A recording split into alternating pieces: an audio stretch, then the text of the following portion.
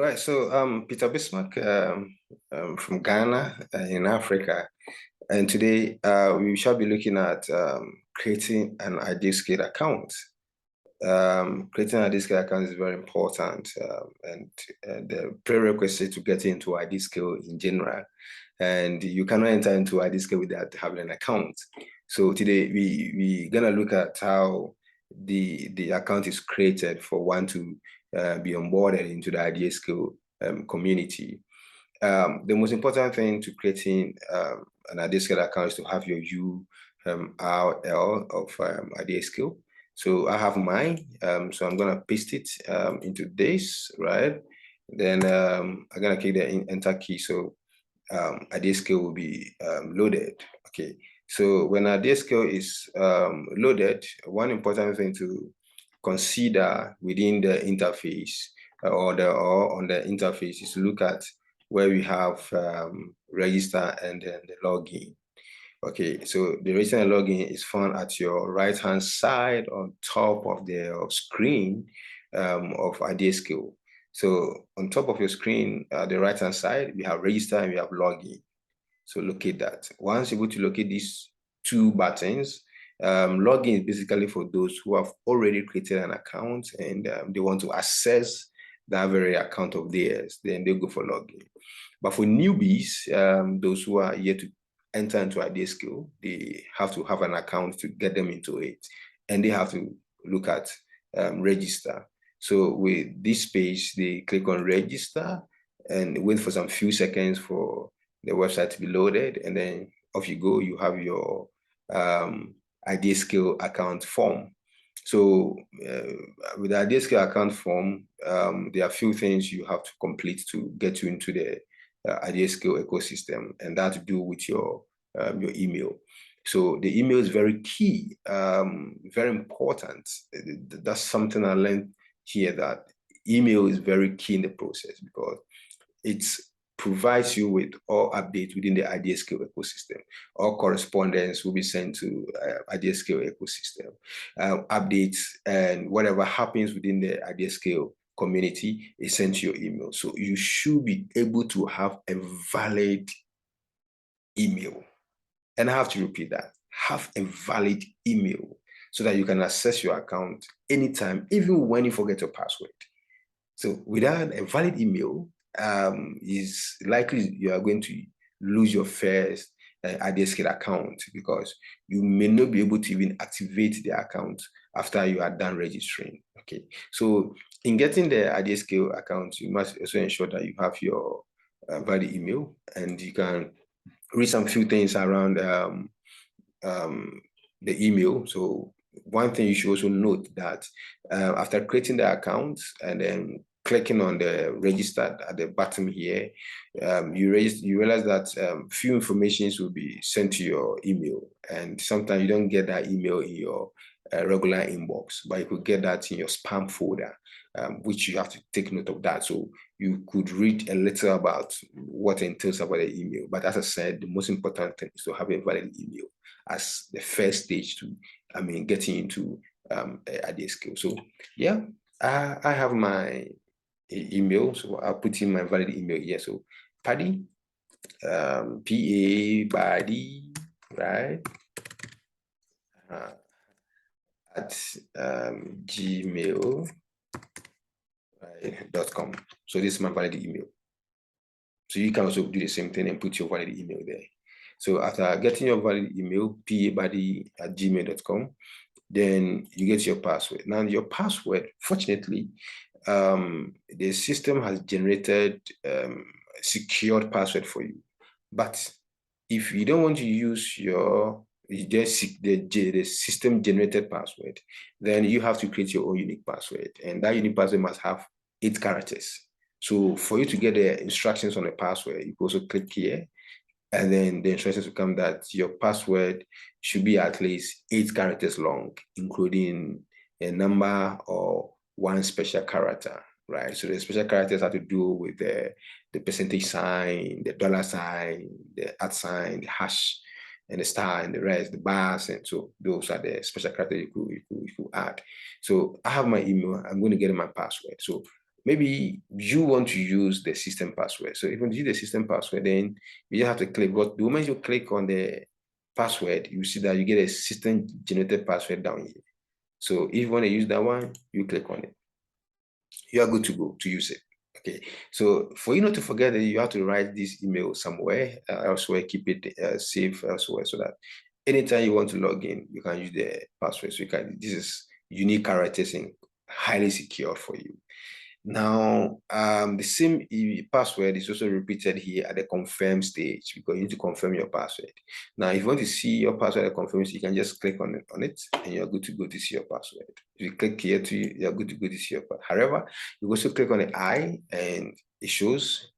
You click on the I and it shows. Then you can compare notes. Now, you don't want to use the system password. So you just have to clean this and clean that. Then what do? You put in your unique password you have thought of already to use for this IdeaScale account. So I'm going to use PA Buddy 2022. Yeah. So that is my password, right? So I'm going to use the same. So I have to repeat the same password there. Well, so I mean, you can also copy the password and then come in. Paste it down there, or I mean, you can also type it the same way. So PA Buddy 2020. Then you want to make sure that whatever is up here can also be found down there at the same time. Otherwise, the system will not be able to recognize the different password of the same account. Yeah, you have the same password being confirmed. So that's very key in this process, right? Right. And I said you have it at 8 characters. So I have to check is your characters up to 8. So 1, 2, 3, 4, 5, 6, 7, 8, 9, 10, 11. But do we meet the password criteria? No, because remember we said we need some special keys in addition. Okay, so special character. So maybe I can make here capital P, make here to capital P, then make it I could have hash, and then another hash. So I have some special characters, I have numbers, I have characters in it. So then I also have the letters. So this meet the criteria, and is it up to 8? 1, 2, 3, 4, 5, 6, 7, 8, 9, 10, 11, 12. That's 12. So at least 8. So you should have more, 8 or more, and not less than 8. So I have met the standards of setting up an IdeaScale account for security reasons. Now you come to a language. So the language, you choose which language is more appropriate. So you use the drop down arrow, then it gets you, if you speak Dutch, you put it there. As French, you put it there. Spanish, and a whole lot of languages you think you do speak, you work on it and put it there. So you click. So, for example, if I speak French, I put French there. I'm good to go.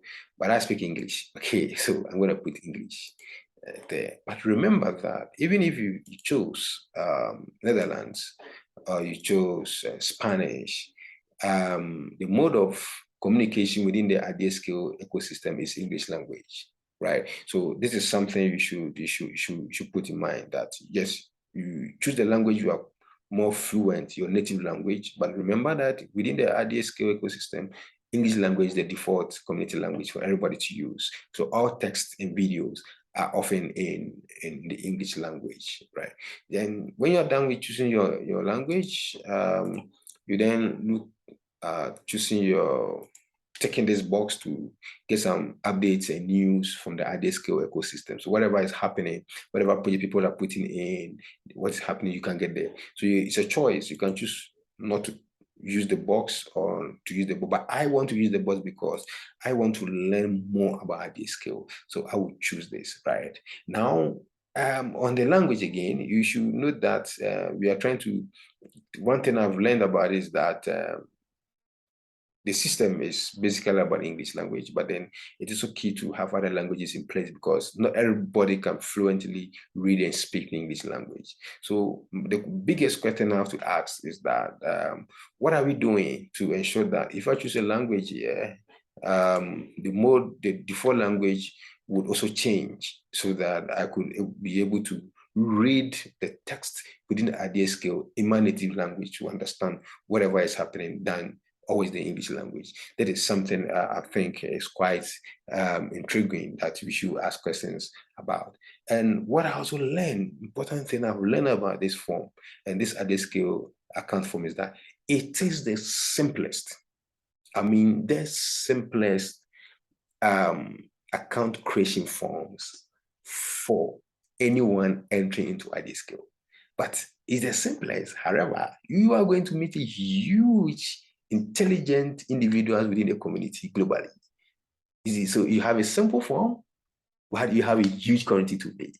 This is so beautiful, right? Very, very beautiful, I guess. Yeah. So this is something you should put in mind, that being part of that skill in the process of creating an account, you have the simplest form ever among lots of other platforms where demands of marital status, degree you have studied, the programs you have studied, some skills, country of origin. These things are not asked when you are entering into IdeaScale or when you're creating an IdeaScale account.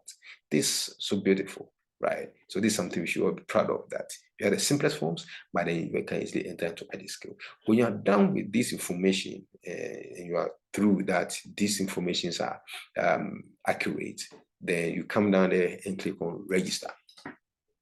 Now, I don't want to save it. I don't want to save my password on the system or my laptop. So I'm going to say don't save.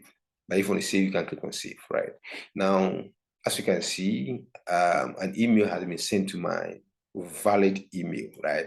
I've been sent to my valid email. So I always tells you not to use invalid email, use valid and active email, right? So this is an email sent to for me to verify or activate my account. Remember, I told you that. So when that email is sent to your account, you cannot open it. There's a link, you click on the link, and then you activate your account. Then you go, you are part of the IdeaScale.